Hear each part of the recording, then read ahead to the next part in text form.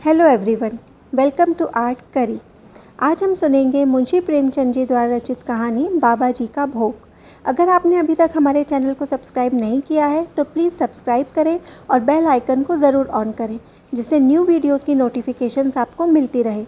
आप हमारे चैनल को सपोर्ट कर सकते हैं लाइक और शेयर करके। अगर आपको हमारे वीडियोज़ अच्छे लगते हैं तो हमें कमेंट सेक्शन में ज़रूर बताएँ। तो प्रस्तुत है मुंशी प्रेमचंद जी द्वारा रचित कहानी बाबा जी का भोग।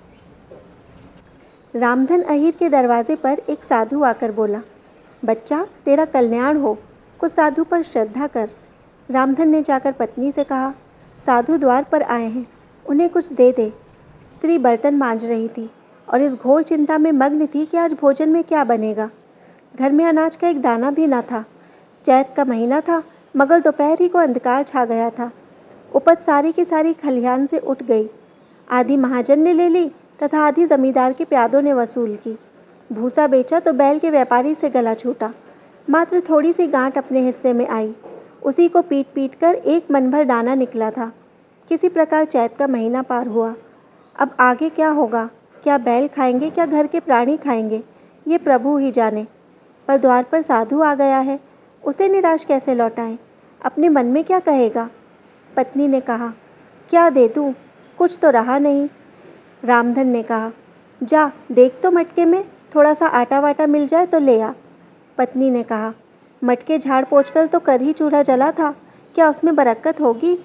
रामधन, तो मुझसे तो ये नहीं कहा जाएगा कि बाबा घर में कुछ नहीं है, किसी के घर से मांग ला।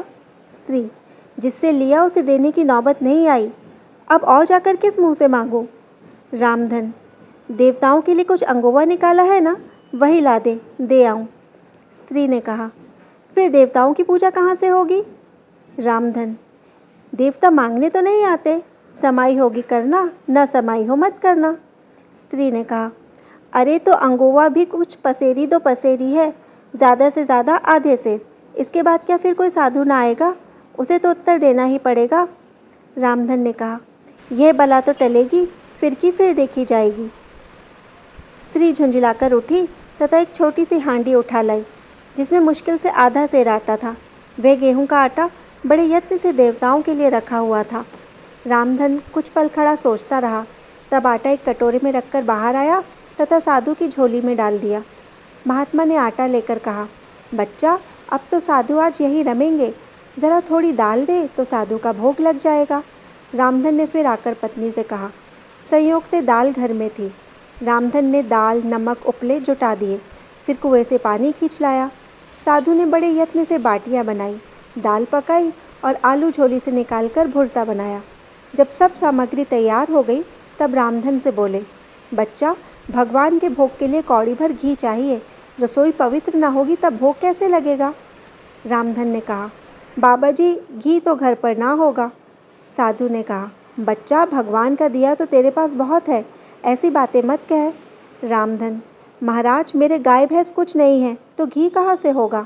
साधु ने कहा, बच्चा भगवान के भंडार में सब कुछ है, जाकर मालकिन से तो कहो। रामधन ने जाकर पत्नी से कहा, घी मांगते हैं, मांगने को भीख, पर घी बिना कौड़ नहीं धंसता।